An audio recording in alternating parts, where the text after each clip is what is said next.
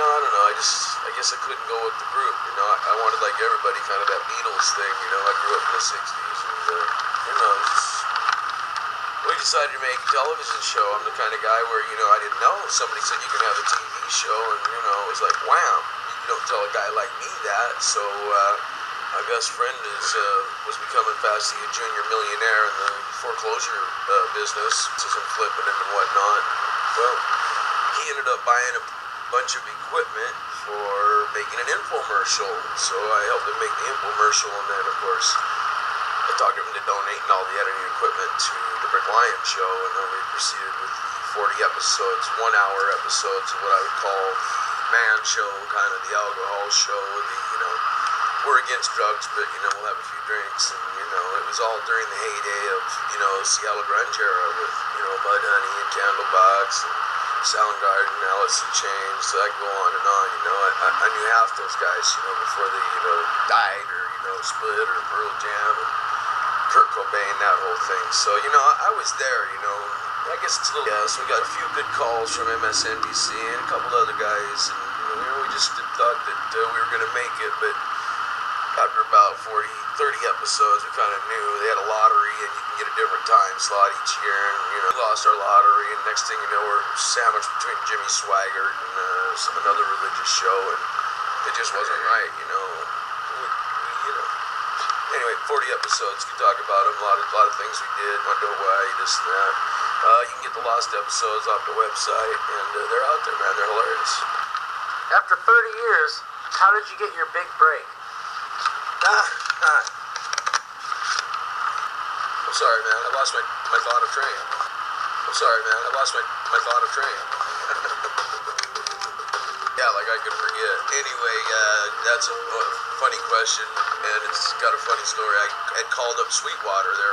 They're a company that you can order all your equipment and save twice the money. They're a mail order company for musicians.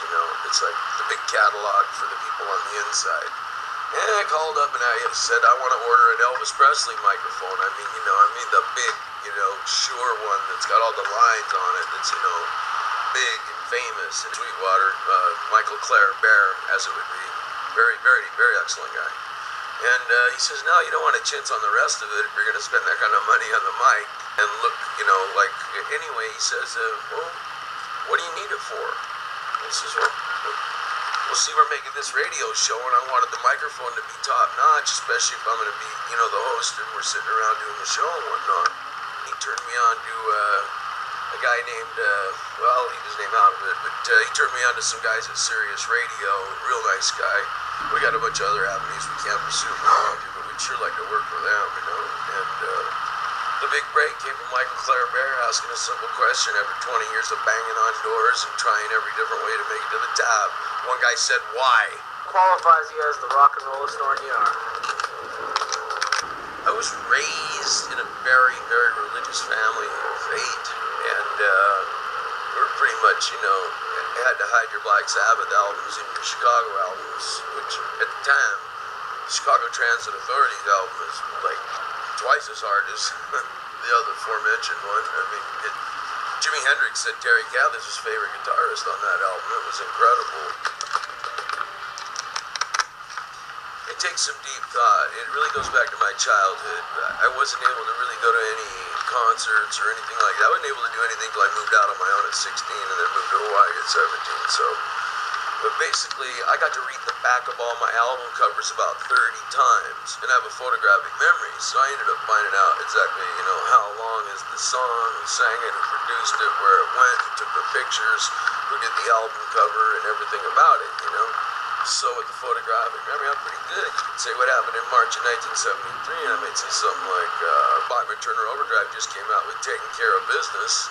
And then the next month, Grand Funk Railroad will be coming out with an American band, and it was quite the year when Deep Purple came out with Burn. Matter of fact, I think I'm going to write me a book about 1973's rock and roll. It was fabulous. But rock and roll historian, and then I started reading books, and I've read about 150 books, lots of biographies, and I'm in the midst right now of negotiating with one of my best buddies, Jerry Miller of the great Moby Grape from San Francisco's Haight-Ashbury, along with all the other bands there.